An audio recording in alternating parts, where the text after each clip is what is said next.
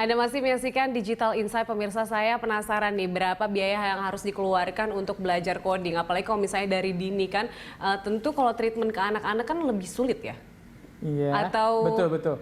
Anak-anak itu susah untuk fokus dan konsentrasi. Jadi guru juga punya tantangan bagaimana membuat kelas itu menarik perhatian kepada mereka sehingga mereka bisa ikut fokus. Biayanya berapa Pak kalau boleh tahu? Kalau biaya yang kita sekarang tawarkan ya antara 15 sampai 20 juta per modul ya. Per modul itu udah sama softwarenya atau itu softwarenya biasanya gratis ya. Kecuali hardware kitsnya mereka beli, kita berikan. Kalau hardware tuh apa? Mungkin stick, peralatan ada komponen-komponen ya. Komponen. Prosesor, sensor segala macam dirakit mereka.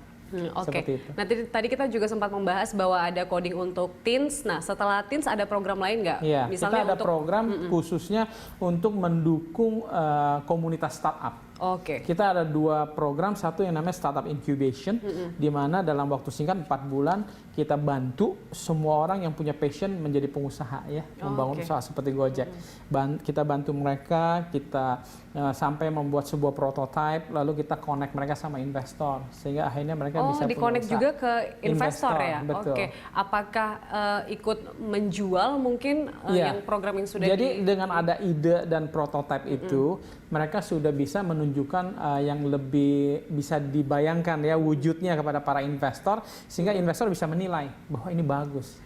Dan mereka berani berinvestasi. Setelah itu baru mereka meng-hire coder-coders ini untuk mendevelop aplikasi mereka supaya jadi dan bisa go live. Kalau incubator kan sebenarnya banyak ya di Indonesia. Nah kalau Purwa School ini sendiri, Purwadika School ini fokusnya kemana? Iya, jadi gini, kalau bicara dunia startup itu sebenarnya ada incubator, ada accelerator. Gitu. Biasanya kalau incubator itu adalah memang mulai dari nol, dari kita belum membangun startup.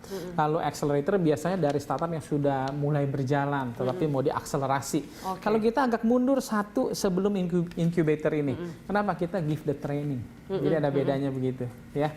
Jadi kita ada training dan inkubasi secara bersamaan. Nah sebenarnya ke depan ya, manfaat dari kita belajar coding sedini mungkin ini seperti apa potensinya ke depan? Iya, karena begini, sekarang saya ada satu program lagi namanya Job Connector. Kita ada 2 program, yang satu ada Web and Mobile Developer, dan satu lagi adalah Data Scientist. Dan ini yang sedang dibutuhkan oleh para startup.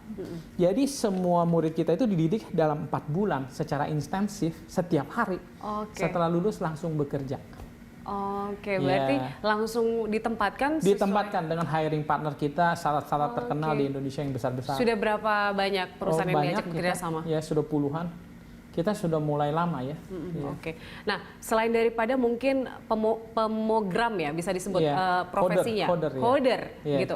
Profesi apa lagi yang mungkin membutuhkan skill coding ini? Kalau di kita ada produk yang namanya digital marketing.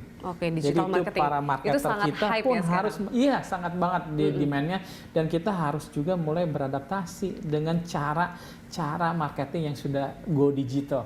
Jadi nggak bisa lagi dengan cara-cara konvensional. Makanya kita ajarkan bagaimana melakukan marketing di dunia yang sudah digital, di mana sekarang orang nggak lihat lagi surat kabar, tidak lihat lagi majalah, semuanya connect ke mobile device mereka kan. Sekarang pemain terbesar masih Google Ads ya? Iya, Google Ads atau Instagram. Itu ya, dari Facebook, ya kan. Itu belajar codingnya ke arah sana juga nggak? Karena pasti. Karena mereka itu adalah media-media seperti Google, Facebook, Instagram itu kan adalah media sasaran untuk kita bisnis membuat iklan kan.